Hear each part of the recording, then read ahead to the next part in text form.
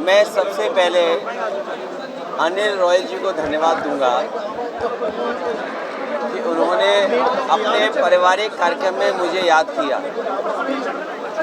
मैं इनके परिवार का धन्यवाद देता हूं और जो बच्चे अपना जीवन आगे बढ़ाएंगे उनको मैं पूरे जीवन भर के लिए शुभकामनाएं देता हूं। जहां तक सवाल राजनीति का है, जो सरकार डबल इंजन का दावा करती है और भारत की अर्थव्यवस्था दुनिया में 5वें नंबर का दावा करती है, विश्व गुरु बनने का दावा करती है, कोई गांव शायद ही बचा हो जिसमें विकसित भारत यात्रा को लेकर के संदेश न पहुंचाने का काम किया हो।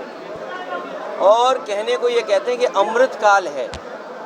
अगर ये अमृत काल है, आप दुनिया की 5वीं अर्थव्यवस्था बन गए हैं, हमारा किसान क्यों धरना दे रहा है? किसान क्यों दुखी है? किसान क्यों परेशान है? किसान क्यों ट्रैक्टर लेकर के, अपनी ट्रॉली लेकर के, और क्यों किसान अपने सब कुछ बांध करके दिल्ली के पास जा रहा है और दिल्ली कोई उनको जवाब नहीं दे पा रही है? और तब जब यहाँ के नहीं बल्कि पूरे देश के चौधरी चरण सिंह जी किसानों के सवाल पर और गरीबों के सवाल पर सबसे मुखर थे, उनको सम्मान दिया भारत रत्न से, स्वामीनाथन जी को भारत रत्न, और उसके बाद सरकार ने कहा था कि आय दोगुनी होगी। क्या किसान अपनी फसल की आय दोगुनी पा रहा है? और अगर फसल की कीमत भी नहीं मिल रही उसको, और इस महंगाई में, इन परिस्थितियों में सबसे ज़्यादा किसान के ऊपर संकट है। जिस तरीके से मल्टीनेशनल कंपनियां या विदेश की कंपनियां दबाव बना रही हैं बीज को लेकर के, अनाज को खरीदने को लेकर के, अपने बाजार को कब्जा करने के चक्कर में, मैं उदाहरण दे सकता हूं, चीनी का क्षेत्र है, ये अलग सवाल है। किसान को गन्ने की क्या कीमत मिले आज की महंगाई में, सरकार को आगे आना चाहिए था।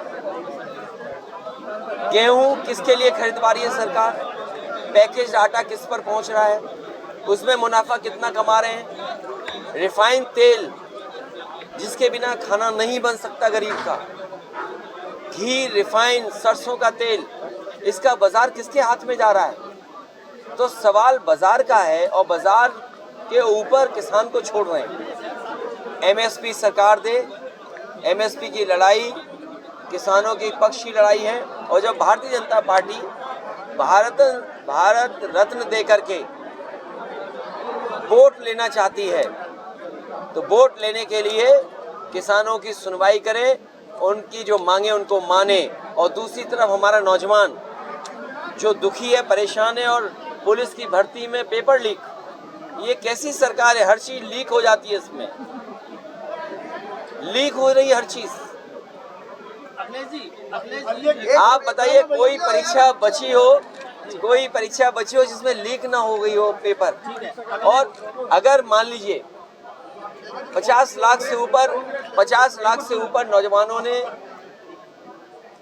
परीक्षा दी है, और उसमें अगर 1 लाख बच्चे पूरे के पूरे आंसर दे आएंगे, तो क्या ये सरकार उनको नौकरी देगी? और मान लीजिए 10 लाख बच्चे होंगे, क्या उनके साथ धोखा नहीं है? 50 लाख बच्चों के साथ धोखा नहीं हुआ पेपर लीक करके? और 50 लाख का हिसाब लगाइए, हर परिवार में 5 सदस्य, 5 into 50 लाख, 2.5 करोड़ लोग इससे प्रभावित हुए हैं। ये भारतीय जनता पार्टी को उखाड़ फेंकने का काम करेंगे।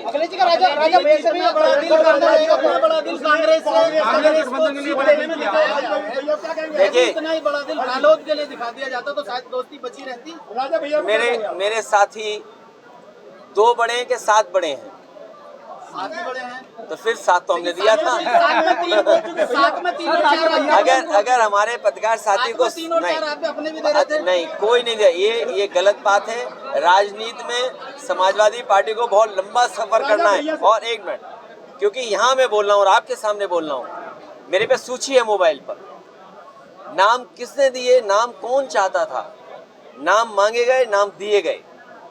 कोई भी आरोप ये नहीं लगा सकता कि समाजवादी पार्टी थोप रही है। और फिर हरिंदर मंडल जी के लिए मैंने ये कहा कि ये बातचीत कर लेंगे आपके दल से, और बातचीत में अगर आप संतुष्ट हो जाएंगे और अगर नहीं संतुष्ट होंगे तो हमें बताएंगे, और परिवार के उनका कोई सदस्य लड़ेगा तो हरिंदर मल्लिक जी नहीं लड़ेंगे।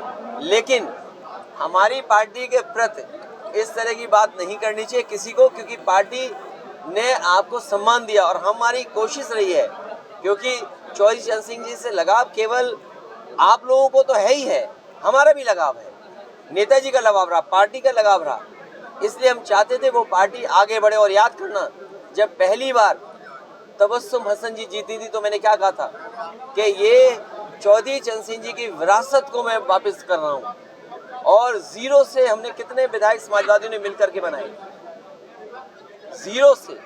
मैं ये चाहता था कि हर सदन में हैंडपंप दिखे, गठबंधन की बात अगर करें, लेकिन अब आपकी मर्जी। अगर आपको 2 नंबर ज्यादा लग रहा है बड़ा 7 से, तो इसके लिए मैं कुछ नहीं कर सकता हूँ। एक मिनट, अरे भाई आप जब सीट छोड़ दोगे तो हम किसी को तो देंगे ना भाई। आप एक मिनट, और फिर मंत्री का सपना दिखाना कि आपको मंत्री बना देंगे। अरे भाई मंत्री में के कितने गठबंधन लाइन में जितने भी बीजेपी के सहयोगी दल हैं उन सबको वादा किया है कि 2-2 मंत्री बनाएंगे। देखिए जो सहयोगी दल हैं, मान लीजिए निषाद पार्टी है, उनसे कहा कि आपका एक और मंत्री बनेगा।